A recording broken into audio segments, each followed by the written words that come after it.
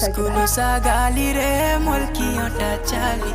मोर बहाना वाली रे फुल गजरा वाली देख ले हेटी मोर सुलभ ऐसी धीरे धीरे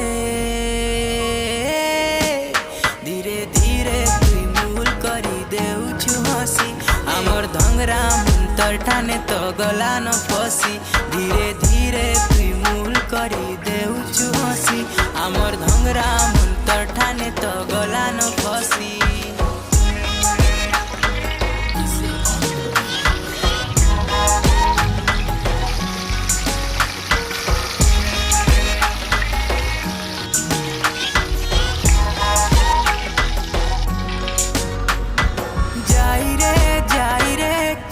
कला जाई गाले चौकी करी अच्छे रे गाले चौकी करी अच्छे हल्दी गा